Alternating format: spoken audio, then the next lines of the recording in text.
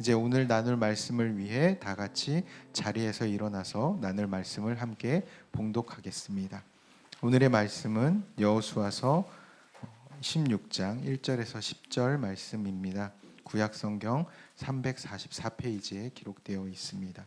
여호수아서 16장 1절에서 10절 말씀 중에 오늘은 10절 한 절만 합독하도록 하겠습니다. 함께 읽겠습니다. 그들이 게셀에 거주하는 가나안 족속을 쫓아내지 아니하였으므로 가나안 족속이 오늘까지 에브라임 가운데 거주하며 노역하는 종이 되니라. 아멘. 자리에 앉으시겠습니다. 이제 담임 목사님께서 나오셔서 끝까지 순종하지 않는 이유라는 제목으로 말씀을 전해 주시겠습니다. 할렐루야. 순전한 교회 주일 예배에 참여하시는 여러분 모두를 주님의 이름으로 환영합니다. 우리 말씀 대하기 전에 다 같이 두 손을 좀 가슴에 댈까요?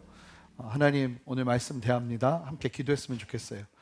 성령께서 이 시간 충만하게 역사하셔서 하나님, 주로부터 오지 않은 우리의 모든 죄악들은 이 시간 다시 한번 고백하며 나가오니 주의 보혈로 덮어주시고, 말씀이 나를 살리는 역사, 내가 말씀을 붙잡는 것이 아니라 말씀이 나를 붙잡는 역사를 허락하여 주시옵소서. 그 간절한 목마름 가지고 우리 조용히 함께 주님 앞에 기도하며 나가겠습니다. 함께 기도하겠습니다. 주님 감사합니다. 주님, 우리 안에서 일을 행하시는 주님을 찬양합니다. 주님 앞에 우리의 마음을 드리며 나갑니다. 성령이여 충만하게 역사해 주시고, 이 시간 우리의 마음 가운데 말씀하시는 아버지를 바라보면서 쉴 수 있도록 역사하여 주시옵소서. 불처럼 바람처럼 우리 안에 충만하게 역사하시는 아버지 임재의 역사를 보게 하여 주시옵소서. 그렇게 해서 일을 행하시는 주님을 찬양합니다. 존귀하신 주님 감사합니다. 오늘 순종에 관한 말씀을 이어서 듣습니다. 이 말씀이 생명이 되게 하셔서 우리 안에 끊어지지 않았던 그 잘못된 불순종의 연결고리가 완전히 끊어지게 하시고, 주님이 우리의 인생의 주 되심을 기억하며 주님의 왕 되심을 기억하며 함께 서는 시간 되도록 역사하여 주시옵소서. 감사드리며 예수 그리스도 이름으로 기도합니다. 아멘. 자, 말씀을 나누도록 하겠습니다. 지난주에 우리가 본 여호수아의 말씀처럼 이스라엘 백성들과 여호수아는 믿음으로 요단강을 건넌 후에 가나안 정복의 걸음을 이어가기 전에 길갈에 머물면서 하나님의 명령을 따라 할례를 행했습니다. 그리고는 여리고 평지에서 유월절을 지키고 그 땅의 소산으로 음식을 먹기 시작했죠. 그러면서 만나가 그쳤어요. 40년 동안 신실하게 부어졌던 만나가 그쳐지게 됩니다. 만나가 그친 건 재앙이 아니라 더 큰 축복이었죠. 이제 이스라엘이 땅의 소산물로 음식을 해먹을 수 있는 환경이 조성되었으니 축복인 것입니다. 자, 이후에 이스라엘 백성들은 여호수아와 함께 여리고 정복 전쟁을 수행하는데, 이걸 몇 년 동안 하냐? 7년 동안 전쟁을 합니다. 7년 동안.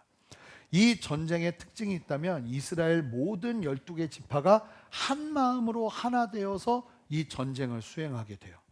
그러면서 전쟁 기간 동안에 여호수아와 이스라엘은 가나안 전 지역의 주요 거점들을 확보하게 됩니다. 그 전쟁을 하려고. 그러니까 완전히 정복 전쟁을 완성한 게 아니라 가나안 지역의 주요한 지역들, 쉽게 말하면 우리로 따지면 도시들, 뭐 광역시, 중요한 시들, 그런 도시들을 완전하게 정복을 한 거예요. 그리고 나서 이제 해야 될 게 뭐냐면 각자가 흩어져서 완전한 정복 사업을 완수해야 돼요. 각 지역을, 만약에 한 지역을 우리로 따지면 경기도다 하면 그 경기도를 맡으면 그 맡은 지파가 들어가서 경기도 땅에 가나안 사람들을 다 내보내고 완전한 하나님의 나라를 만들어야 됩니다. 이 일을 위해서 주요한 거점들을 기반으로 가나안 전 지역을 제비를 뽑아서 먼저 그 완벽한 가나안 사람들을 몰아내는 마지막 전쟁을 완수하기 전에 땅을 배분해요. 이미 다 내 땅이 아닌데도 이스라엘 사람들은 먼저 배분하고 취하면서 그걸 내 땅으로 취하게 됩니다. 그러면서 이제 이스라엘 백성들이 뭘 해야 되냐면 각 지파별로 흩어져서 개인전을 펼쳐야 돼요. 지금까지는 단체전이었어요. 그런데 우리가 기억해야 될 게 뭐냐면 지금 이 이스라엘은 출애굽 2세대입니다. 출애굽 2세대라는 건 뭐냐면 태어날 때부터 12개 지파는 언제나 함께 했어요. 한 번도 개인전을 해본 적이 없어요. 항상 같이 먹었고 같이 싸웠고 같이 살았어요. 이게 평생 익숙했던 사람들이거든요. 근데 이 사람들이 이제 처음으로 흩어져서 이제 각 지파별로 하나님의 사명을 감당해야 되는 거예요. 조금 전에 말씀드린 것처럼 여호수아와 함께한 7년의 전쟁이 단체전이라면 이제부터 각 지파들이 개인적으로 전쟁을 치러야 하는 것입니다.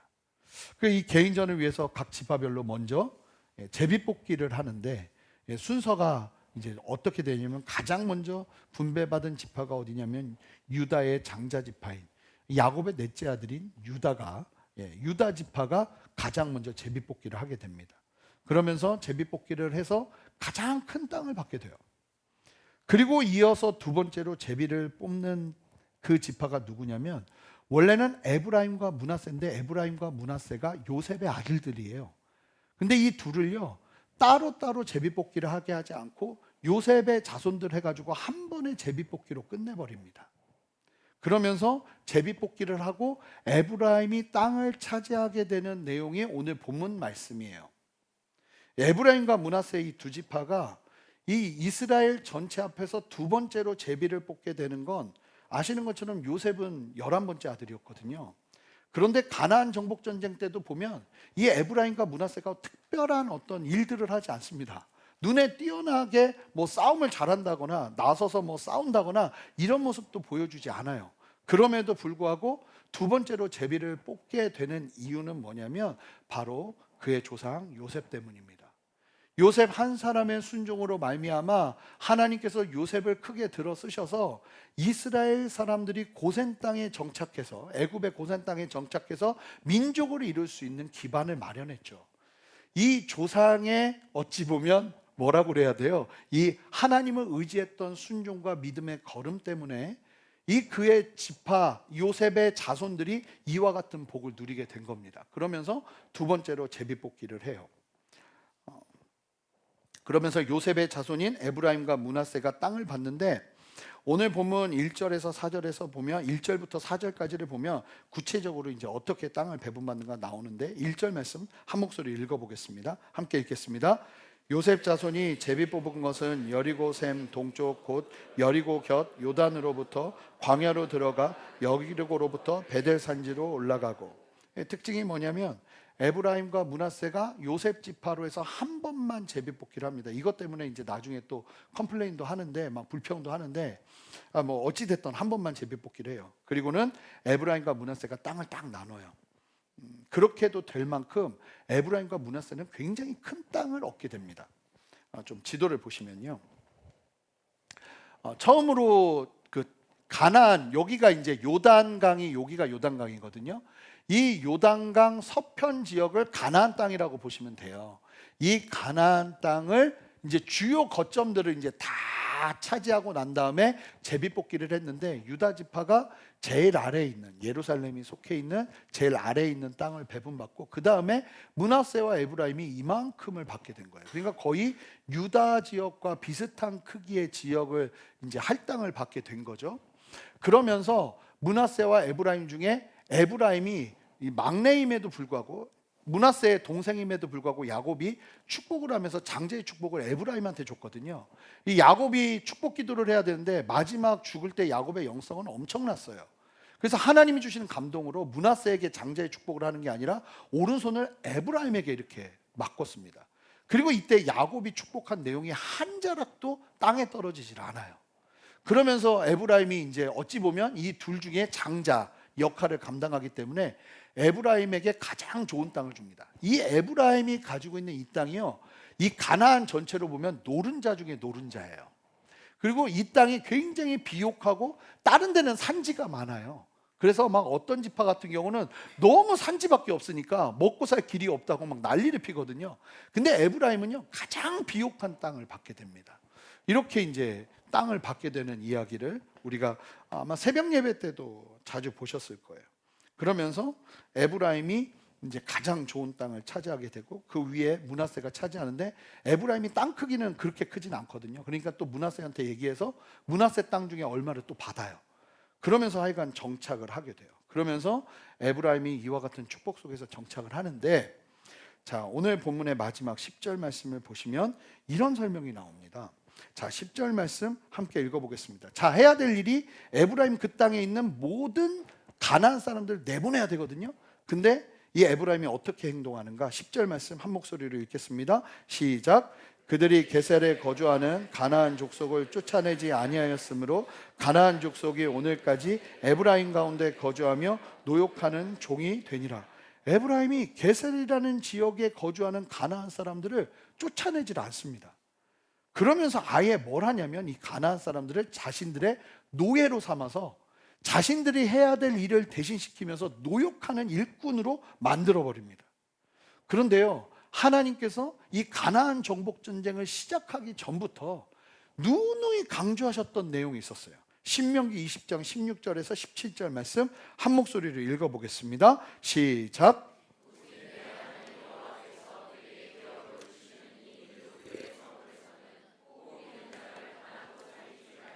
곧 헷 족속과 아모리 족속과 가나안 족속과 브리스 족속과 히위 족속과 여부스 족속을 내가 진멸하되 내 하나님 여호와께서 내게 명령하신 대로 하라.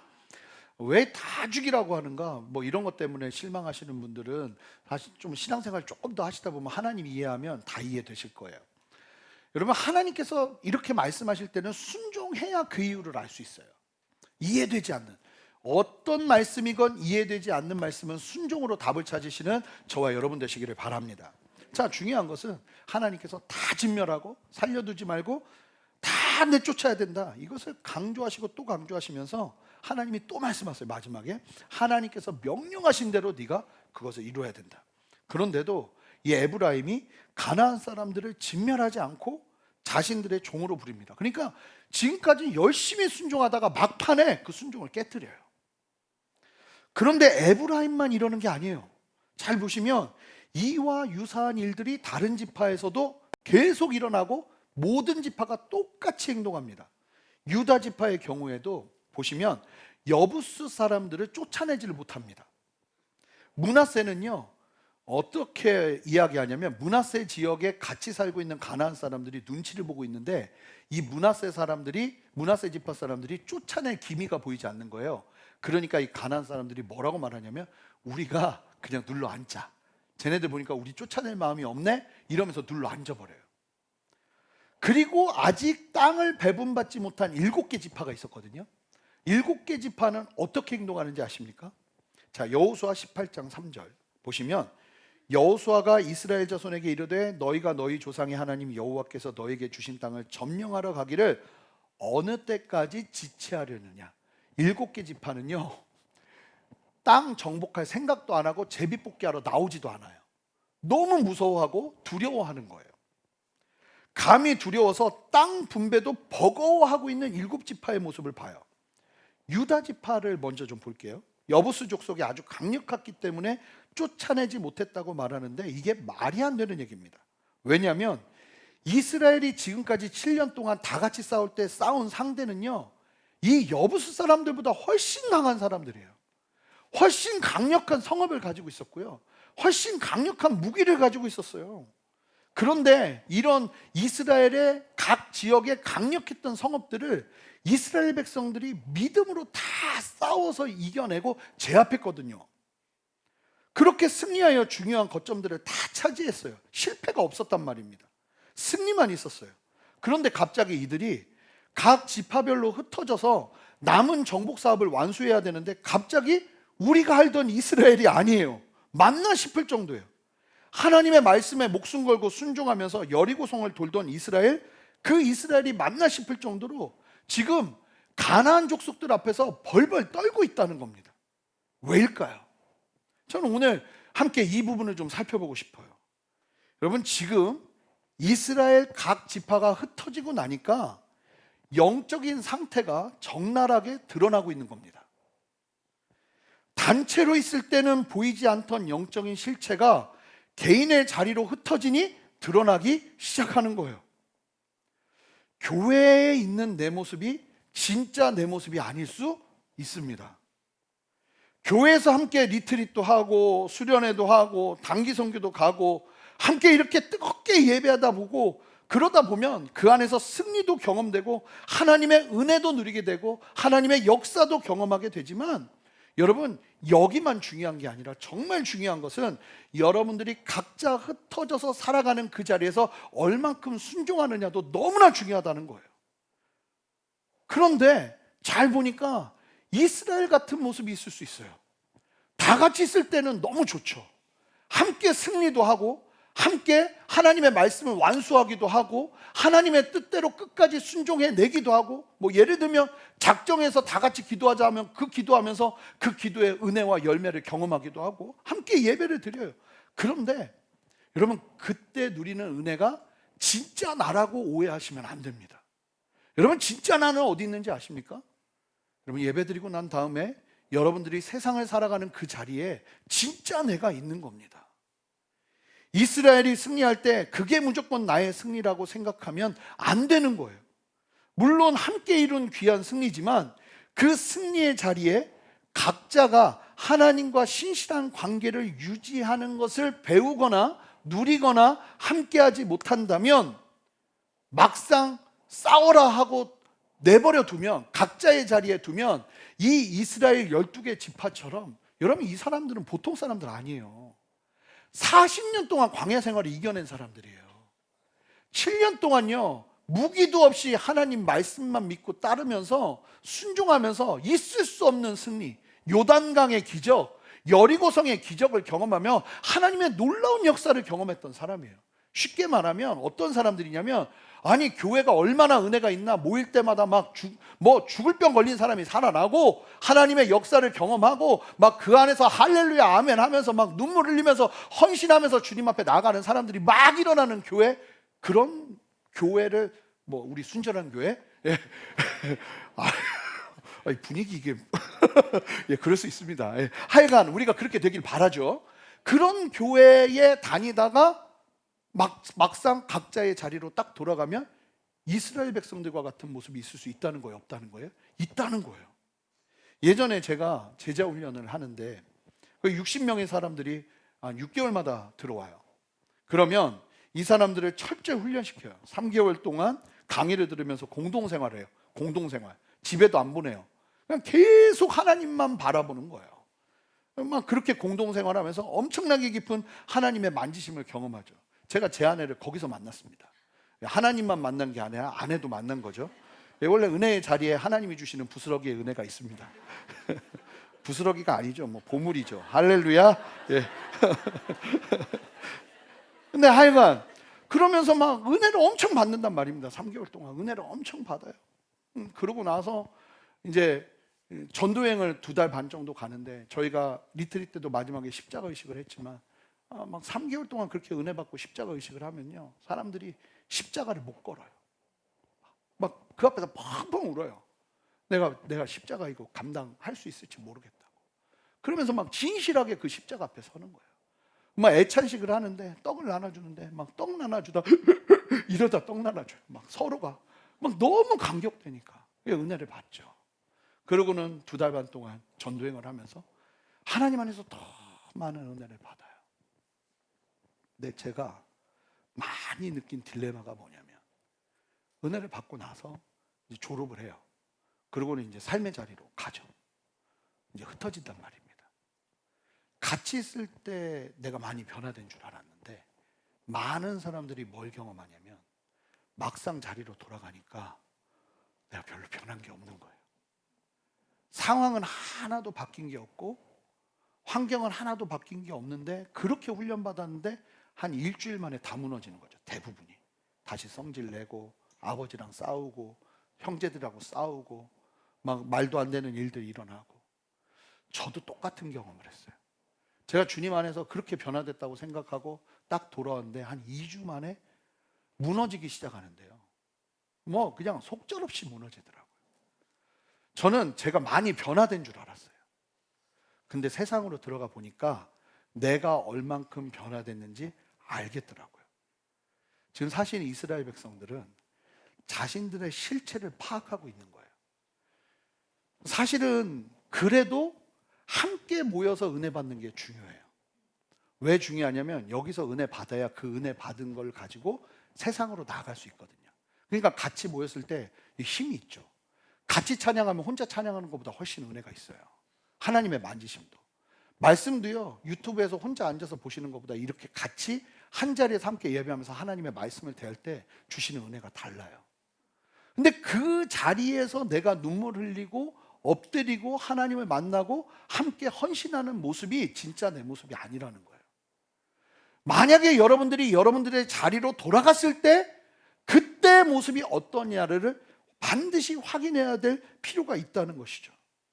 교회에서 다 함께 예배하고 다 함께 기도하고 다 함께 봉사하지만 정말 중요한 건 이 공동체에서 누리는 은혜를 반드시 개인의 삶으로 가지고 가야 한다는 겁니다. 그리고 그 개인의 삶 속에서 내가 함께 누렸던 은혜가 여기에서도 흘러갈 수 있도록 최선을 다해서 깨어있지 않으면 안 된다는 거예요. 개인의 자리에서 끝까지 순종하는 것이 어렵고 계속 넘어진다면 그러면 이제 공동체에서 힘을 받아야 돼요. 그래서 함께 모여야 되는 거예요. 함께 하나님 안에서 순종하는 승리의 경험과 은혜의 자리로 또 나가는 거예요. 그런데 중요한 것은 공적 모임에서의 나와 개인적인 자리에서의 나가 변화되지 않는다면 오늘 같은 말씀을 통해서 우리가 정말로 깨어서 이 영역의 갭을 줄여가는 은혜가 필요해요. 그러니까 내가 알잖아요. 지금 여기서 이렇게 은혜 받고 있지만 주중에 이제 월요일만 돼도 내가 어떤 모습으로 사는지. 근데 거기에서 내가 끝까지 순종, 여기서는 다 순종해요. 일어나라면 다 일어나시잖아요. 기도하자면 다 기도하잖아요. 그런데 여러분들의 삶의 자리에서 말씀 보자고 하면 말씀 보지 못하고 끝까지 순종하지 못하는 나를 보게 된다면 여러분 여기서 안심할 게 아니라 거기서 경고의 배를 울려내셔야 돼요. 만약 공동체와 개인의 삶의 그 갭, 그 간격의 변화를 가지고 오지 못하고 익숙해지잖아요. 그러면 이제 어떻게 되느냐? 에브라임처럼 됩니다. 오늘 말씀의 주인공 에브라임처럼요. 특별히 오늘 우리가 에브라임 지파의 모습을 살펴보는 이유가 있습니다. 자, 우리 옆에 분에게 얘기할 텐데요. 에브라임처럼은 되지 맙시다. 고백할까요? 에브라임처럼은 되지 맙시다. 이 에브라임 지파는 조금 더 심각해요.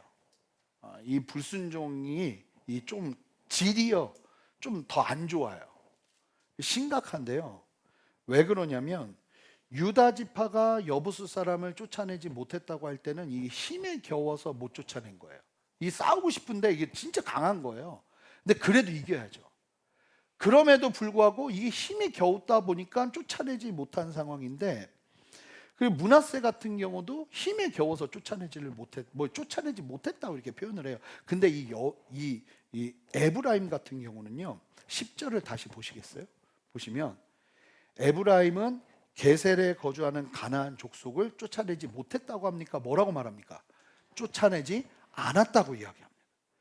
충분히 내보낼 수 있는 능력이 있는데 쫓아내지 않은 거란 말입니다. 왜 쫓아내지 않았느냐? 그 이유가 설명되는데 자신들이 해야 될 노동을 대신해 줄 사람들로 이 사람들 삼으려고 자신들의 편의를 위해서 하나님의 명령을 무시해버린 겁니다. 끝까지 순종하지 않은 이유가 나 때문이에요. 나 쫓아고. 지금 자신들이 볼 때 게셀에 거주하는 가나안 사람들은 위협적이지 않거든요. 우리가 이길 수 있어요. 에브라임은 그 정도의 힘을 가지고 있었어요. 실제로 언제든지 쫓아낼 수 있다고 보았어요. 게다가 노예인데 나에게 얼마나 큰 영향을 주겠어 라고 이야기하며 자신들의 편의를 선택한 겁니다. 힘에 부쳐서 순종하지 못하는 것도 문제인데요, 더 심각하고 위험한 건 뭐냐면 이 순종할 수 있는 힘을 가지고 있음에도 불구하고 내 편의를 위해서 불순종하는 영역이 있다면 이건 훨씬 위험한 거예요. 에브라임이 지금 그런 길을 가고 있는 거예요. 끝까지 순종하지 않고 있는 겁니다. 자, 왜 끝까지 순종하지 않을까요? 끝까지 순종하지 않는 이유가 뭔지 아십니까? 질문해 볼게요. 여러분, 순종은 누구를 위한 것입니까? 누구 때문에 순종하는 거예요? 지금까지 이게 순종에 대해서, 순종은 하나님 때문에 순종하는 거예요. 그렇죠? 하나님이 말씀하시니까. 아브라함은 모르죠. 물론 나에게 유익은 있겠지만 나중에. 근데 진짜 순종의 목적은 하나님의 뜻에 있어요. 하나님이 말씀하시니까 순종하는 거예요. 하나님이 말씀대로 순종하는 이유는 이 순종을 하나님께서 하라고 하셨기 때문에 하는 거죠. 그런데요, 에브라임이 어떻게 하냐면 하나님을 위한 순종을 자기를 위한 순종으로 바꿔버립니다. 이러면서 완전히 무너집니다. 자, 이스라엘의 역사 속에서 일어나는 모든 불순종의 가장 근본적인 원인은 바로 여기 있습니다. 처음에는 하나님을 위해서 순종해요. 그런데 시간이 지나면서 주인이 바뀌어버려요. 누가 거기에 주인으로 자리 잡는 거예요? 내가 자리 잡아버리는 거예요. 사무엘상 15장을 보시면 사울에게 사무엘이 아말렉과 전쟁을 하라 하는데 완전히 진멸하라 해요. 근데 사울이 어떻게 순종하나요? 선택적인 순종을 합니다. 부분적인 순종을 해요.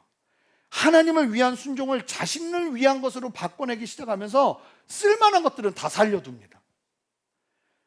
사무엘이요, 하나님이요, 사울이 영적으로 심각하게 병들었다는 판단을 여기서 내립니다. 여러분, 나를 위한 게 왜 문제가 되냐면 모든 우상, 이스라엘 백성들이 우상을 섬겼더라 하면 거기에 항상 나오는 단어가 있어요. 뭐예요? 자기를 위하여. 자기를 위하여.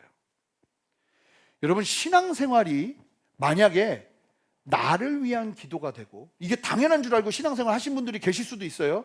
이게 위험하다는 걸 아셔야 돼요. 만약에 기도가 나를 위한 기도가 되고, 예배가 나를 위한 예배가 되고, 헌신이 나를 위한 헌신이 되고, 순종이 나를 위한 순종이 되기 시작할 때 무너져요. 거기서 다 무너져요. 거기서 다 변질되고 거기서 다 끝장나요. 이건요, 우리의 치열한 영적 싸움이에요. 내가 살펴봐야 되는 영역입니다. 기독교의 역사 속에서 수많은 문제의 원인은 다 여기서 와요. 겉으로, 이게 무서운 게 뭐냐면 겉으로 볼 땐 다 예배하는 거고 순종하는 거고 헌신하는 거거든요. 동기가 달라요.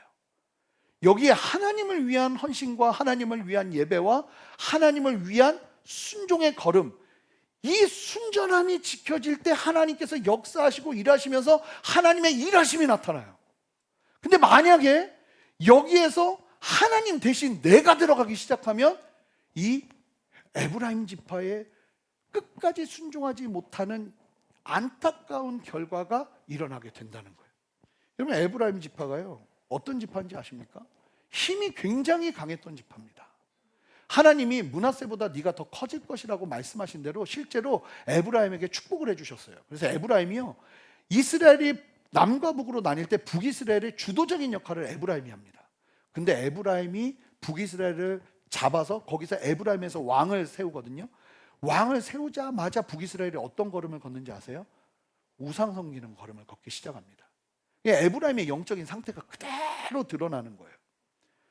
나중에 보면 요한계시록에 이스라엘의 12지파들 14만 4천에 하나님 앞에서 구원받은 그 상징적인 수가 이야기될 때 각 지파별로 영광스럽게, 우리가 이제 영적 이스라엘이기 때문에 각 지파별로 영광스럽게 구원받는 숫자가 이렇게 계수가 돼요. 근데 놀라운 사실이 뭔지 아세요? 에브라임이 안 보여요. 요한계시록 7장을 보면 에브라임 없어요.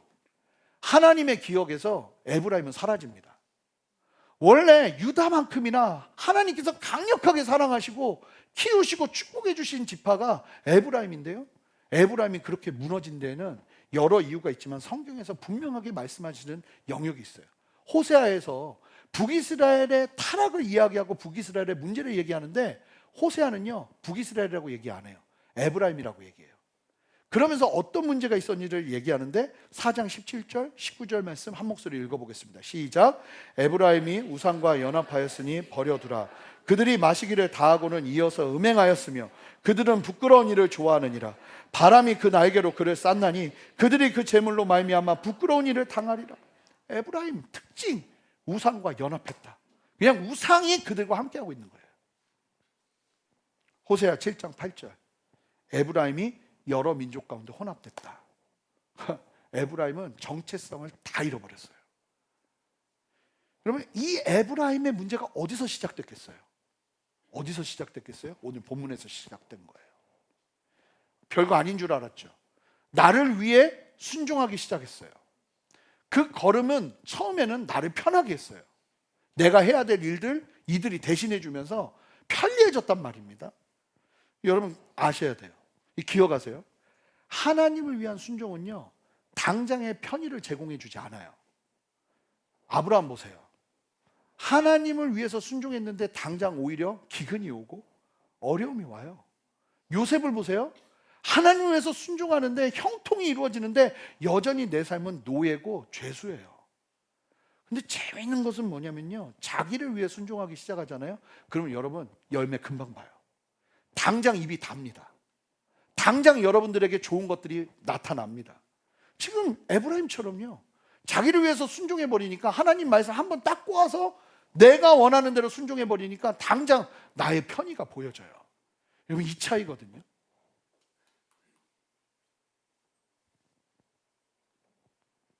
여기서 우리가 싸워야 되는 거예요. 순전한 순종이 우리에게 있기를 주님의 이름으로 축복합니다. 하나님을 위한 순종은요, 지금 당장은 보여지지 않아도 반드시 더 크고 풍성한 열매를 가져다 줍니다. 성경을 보면 순종하는 자가 받는 복이 나오는데, 첫 번째 보면 약속의 땅을 얻게 돼요. 하나님의 약속이 반드시 순종하는 사람에게 성취됩니다. 할렐루야. 어디를 가든 여러 가지 복을 받게 됩니다. 재앙을 면하게 되고요, 성령을 받게 됩니다. 여러분 성령 받으려면 순종하시기 바라요. 순종하며 나가기 시작할 때 성령의 충만이 임하는 거예요. 의의 종이 됩니다. 온전하게 됩니다. 거룩하여집니다. 이런 열매들이 있는데 사실은 당장 드러나지 않을 때가 많다는 거예요. 그런데 나를 위해 순종하잖아요. 금방 내가 원하는 게 생겨요. 여기서 싸워야 돼요. 믿음은 바라는 것들의 실상이에요. 바라는 것, 실제가 오는 게 아니라 믿음은요, 바라는 것의 실상이니까 어느 정도의 시간, 텀이 필요하다는 거예요. 그런데 믿음이 있으니까 그 걸음을 걷는 거예요. 근데 조금 더 심각한 질문을 드려볼게요. 여러분 근데 만약에 이러면 어떡해요?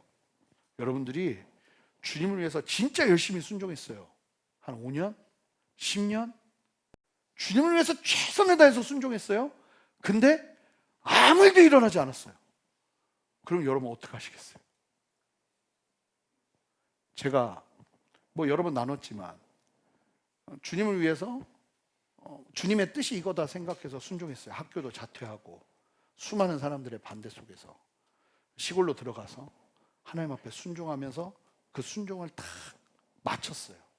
2년 동안 마쳤더니 바로 일어난 일이 저 같을 리는 없겠지만 저희 집 망하고 저희 아버지 쓰러지셨어요.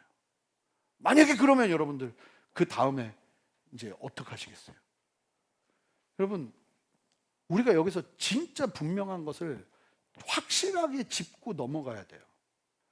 여러분 아무 일도 일어나지 않아도 또 순종해야 될 이유는 예수님의 십자가 안에서 충분히 우리에게 주어졌습니다.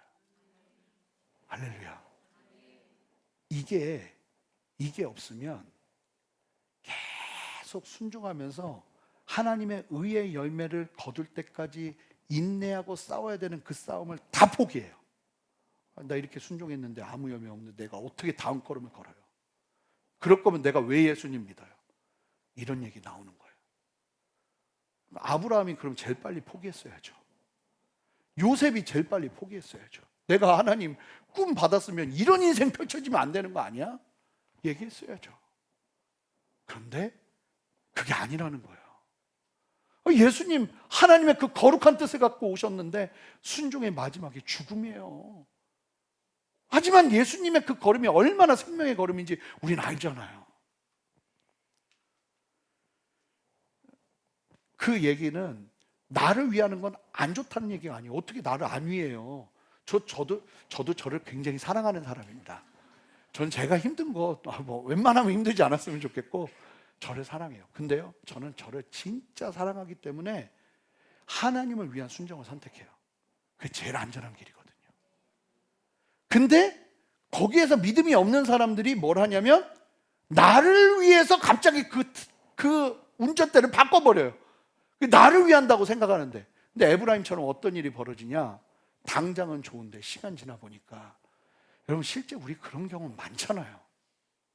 나를 위하는 것 줄 알고 하나님 뜻이 뻔히 보이는데 내 뜻대로 불순종해봤더니 어디 행복하던가요? 절대로 그렇지 않더라는 거죠. 사실은 이 말씀은 교회가 문제가 일어나는 대부분의 90%의 원인은 바로 이 부분에서 걸려 넘어지기 때문이에요.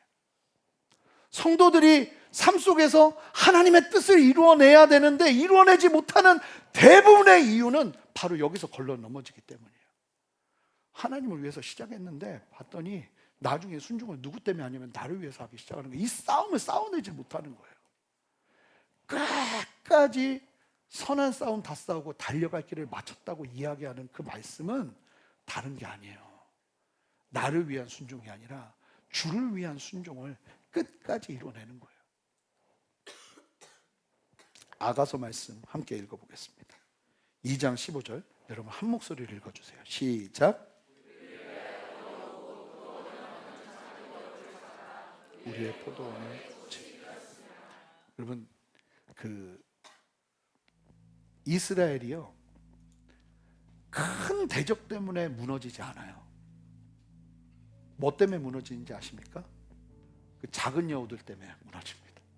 이 작은 여우 이게 보통 놈이 아니에요. 이게 내가 맘만 먹으면 잡아 죽일 수 있을 것 같은데 이걸 내가 죽이지 않죠. 계속 내 안에서 돌아다니면서 야금야금 무너뜨리면서 우리를 결국은 쓰러뜨리는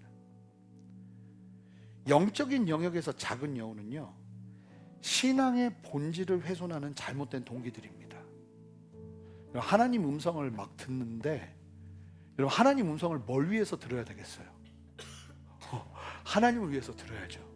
그래야 더 선명해지죠. 근데 이게 나를 위해서 하나님의 음성을 계속 듣다 보면 이건 하나님을 모르고 나를 사랑할 줄 모르는 사람들이 하는 행동들이에요. 세상 사람들이. 그건 점치는 사람들 다 그렇게 하거든요. 다른 데 가가지고 물 떠다 놓고 절하는 사람들 다 그렇게 하거든요. 근데 우리는요 결이 달라요. 결이. 하나님을 위해서 하나님의 뜻을 위해서 나아가면 하나님이 우리에게 모든 걸 다 주십니다. 모든 능력을 다 주십니다. 모든 권세를 다 주십니다. 여러분 믿으십니까? 만약에 근데 내가 그게 준비가 안 되면 그게 얼만큼 나를 망가뜨리는지 하나님 아시니까. 예언의 은사 하나 잘못 받아도 사람 인생 다 망가져요. 자기 마음대로 자기 뜻대로 그 예언하다가 사람들을 인생 망치고 자기 인생도 망치고 점쟁이들과 똑같은 결과가 일어나더라고요. 하나님의 은사인데 그럴 수 있다는 거예요. 그것이 하나님을 위한 순종이냐 아니면 나를 위한 순종이냐, 이 종이 한 장의 차이 같은 이 차이 속에서 분명하게 하나님을 위한 순종을 끝까지 붙잡아내고 나아가지 않으면 한순간에 무너진다는 거예요. 한순간에. 사랑하는 성도 여러분, 우리가 고난이 올 때, 환난이 올 때 뭘 붙잡아야 되냐면 이 동기를 분명하게 파악하고 붙잡는 은혜의 시간이 필요합니다. 내가 누구를 위해서 지금 신앙생활을 하고 있었는가, 이게 잘 안 보이다가 고난의 때가 오면 보이더라고요. 봤더니 이게 나 위해서 이거 이루고 있었네, 내 신앙에 이런 문제가 있었네. 이럴 때 하나님 앞에 돌이키면서 하나님의 말씀을 따라 철저하게 나의 중심을 옮기는 거예요. 우리가 이제 주의 만찬 할 거예요. 주의 만찬은 다른 게 아니라, 여러분 예수님이요, 예수님을 위해서 십자가에 지셨습니까? 예수님을 위한 거면 절대로 그거 지시면 안 되죠. 누구를 위해서 지신 겁니까? 100% 우리를 위해 지신 거예요. 그러고 났더니 하나님이 모든 이름에 뛰어난 이름을 예수님에게 주신 거죠. 우리가 그 사랑을 받은 우리가 갑자기 하나님을 위해 헌신해야 되는 자리에 나를 집어넣네요. 이 에브라임 얼마나 괘씸해요. 근데 이게 나예요. 내 모습이에요. 조금만 이루면 바로 주인 바꿔서 내가 그 자리 차지하고 나를 위해서 하나님, 어떻게든 하나님 붙잡으려고 하고 있는 모습이 내 모습일 수 있다는 거예요. 근데 그게 나를 살리는 게 아니라는 거예요. 날 죽이는 길이지. 진짜 나를 살리는 길은 하나님 그분 앞에 온전하게 하나님의 영광을 살려드리고, 왕 되신 주님을 살려드리고, 주님만 높여드리고, 주님의 그 영광이 훼손되지 않도록 어떻게 하면 내 삶으로 하나님의 영광을 드러낼까 고민하고 또 고민하면서 이 땅을 살아내야 되는 게 성도의 삶인데, 주님의 영광이 조금이라도 나에게 유익이 되면 바로 예수님 치워버리고 거기에 나를 집어넣고 내 마음대로 살려고 하는 모습, 그게 우리의 모습이 아니냐는 거예요. 에브라임이 내가 아니냐는 거예요. 이스라엘은요, 망할 때까지 이거 안 내려놔요. 그래서 이스라엘 끝장나요. 그럼 우리가 죽을 때까지 이거 안 내려놓고 만약에 이대로 살다가 주님 만난다면 주님 앞에서 뭐라고 말씀하시겠어요? 이런 말씀을 대하면서 우리가 착착하게 돌아봐야 돼요. 여러분, 순전한 사람은 아름다워요. 근데 뒤에 꿍꿍이 있는 사람은요, 세상 추하고 지저분해요. 그럼 만약에 누군가가 여러분을 사랑하는데 계속 뒤에 꿍꿍이 가지고 여러분들에게 찾아온다고 생각해 보세요. 전 그 사람 만나고 싶지 않아요. 그냥 언제나 그냥 있는 그대로 나 좋아서 나 만나주는 사람 같이 하고 싶죠. 만약에 부부가 그런다는 건 더 끔찍해요. 그냥 있는 그대로 사랑해주고 있는 그대로 아껴주고 그런 게 좋은 거 아닙니까? 여러분, 우리 신앙생활이 그래야 되는 것 아니겠습니까? 주님 다시 오시는 그때까지 우리가 예수님 사랑하면서 그렇게 살아야 되는 것 아니겠습니까? 정말 부끄럽지 않게 주님, 나 정말 주님 사랑하면서 주님 나의 왕으로 모셔드리면서 살았습니다, 이 얘기하다가 우리가 주님 만나야 되지 않겠습니까? 이 걸음 위에서 걷다 보면 우리도 에즈버리 대학처럼 부흥이 오겠죠. 우리에게도 하나님의 역사가, 하나님이 더 많은 뜻을 우리에게 담으시겠죠. 다른 게 중요한 게 아니에요. 이 본질적인 영역이 정말 주님 안에서 깨어있을 때, 그럴 때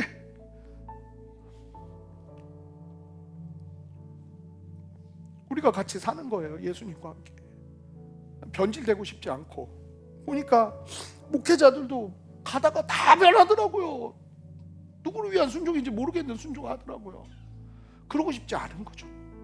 끝까지 정말 주님 위해서 그 영광 훼손하지 않고 주님 사랑하면서 살고 싶은 거죠. 그렇게 우리 주의 만찬했으면 좋겠습니다. 이렇게 기도하겠습니다. 존귀하신 주님, 감사합니다.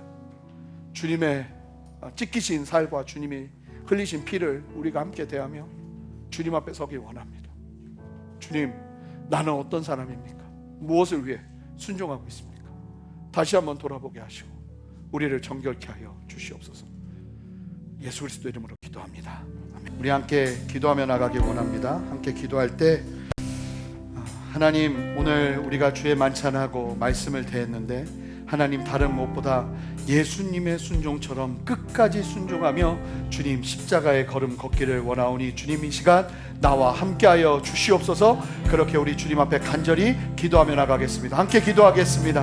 하나님 역사하시는 주님을 찬양합니다. 주님 인도하시고 함께하시고 아버지는 한 사람 한 사람을 만지시고 새롭게 세우시는 주님의 생명의 역사를 보게 하여 주시옵소서. 그렇게 새 일을 행하시는 주님을 찬양합니다. 역사하시는 주여, 말씀하여 주시고 아버지의 뜻 가운데 서게 하시고 아버지, 오직 주님 나는 죽고 예수로 사는 은혜 위에 우리 모두가 서게 하여 주시옵소서. 주님 은혜 베푸시는 주님을 찬양합니다. 역사하여 주시옵소서. 우리 이 시간 두 번째로 기도할 텐데, 여러분 오늘 말씀을 들으면서 내가 이 12지파와 같다, 내가 에브라임 같고 유다 같구나 하는 마음이 있는 분들이 계실 거예요. 하나님, 함께 예배할 때의 나의 모습이 아니라 세상에 돌아가서의 나의 모습 안에 끝까지 순종하지 못하는 불순종이 내 안에 있습니다. 선택적 순종이 내 안에 있습니다. 하나님, 나를 긍휼히 여겨주셔서 이 간격을 좁혀 주시옵소서. 이 간격을 주의 십자가로 세워 주시옵소서. 하나님, 변화시켜 주시옵소서. 내가 변화되기를 원합니다. 내가 새로워지기를 원합니다. 그렇게 소망하는 사람들마다 두 손을 들고 주님의 이름을 간절히 부르며 기도합니다. 주여, 주님이 역사하여 주시옵소서. 함께 하시는 주님을 찬양합니다. 아멘. 주여, 말씀하여 주시고 인도하시는 주님, 우리에게 말씀하시는 주여, 한 사람 한 사람의 심령 가운데 역사하여 주셔서 하나님, 예배할 때의 나의 모습뿐만 아니라 아버지, 세상에 나아가 순종해야 되는 자리에서도 두려워하지 아니하고 가난을 정복할 수 있는 믿음의 담대함이 일어나기를 원하오니 주여, 역사하여 주시옵소서. 하나님, 은혜 베풀어 주시옵소서. 하나님, 함께하여 주시옵소서. 그렇게 온전하게 주님 앞에 순종하는 우리가 되기를 원합니다. 아버지, 우리를 새롭게 하여 주시옵소서. 하나님, 우리의 마음을 새롭게 하여 주시옵소서. 하나님, 우리를 긍휼히 여겨 주시옵소서. 하나님, 우리를 새롭게 하여 주시옵소서. 아버지만 바라보며 순종하려 나아가는 우리를 하여 주시옵소서. 하나님, 주여 우리 떠나가게 하시고 하나님, 넘어지지 않게 하시고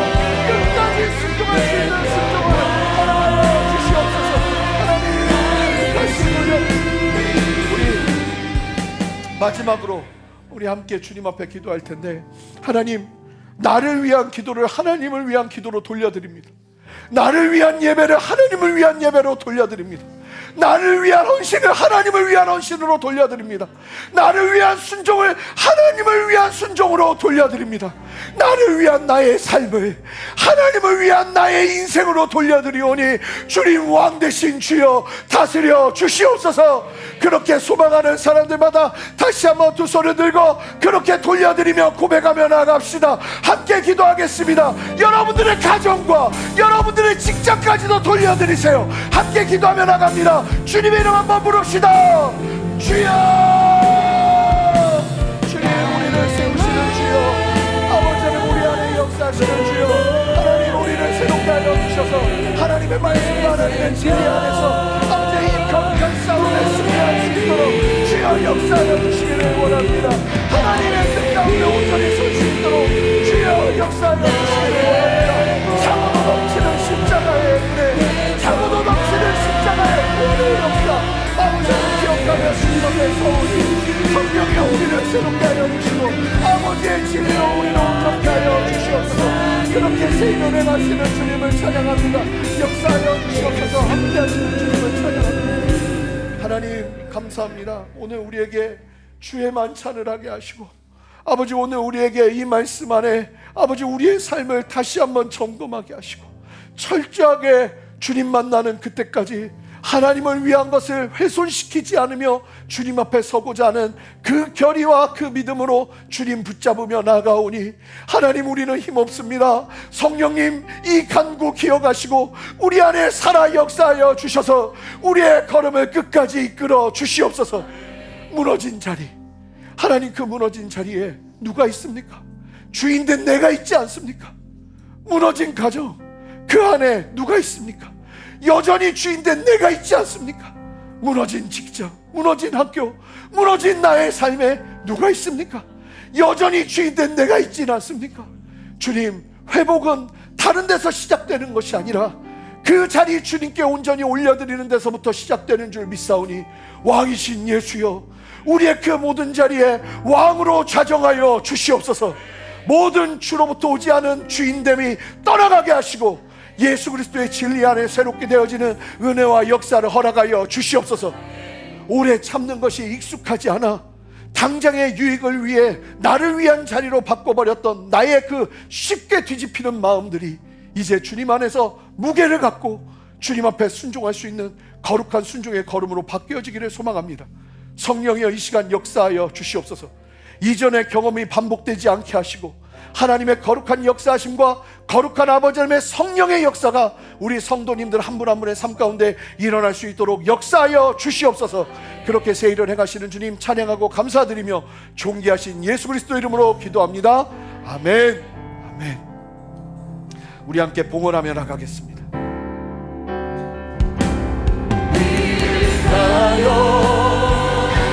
그 위에 서리라. 우리 두 손을 높이 듭시다. 하나님의 나라를 바라봅시다.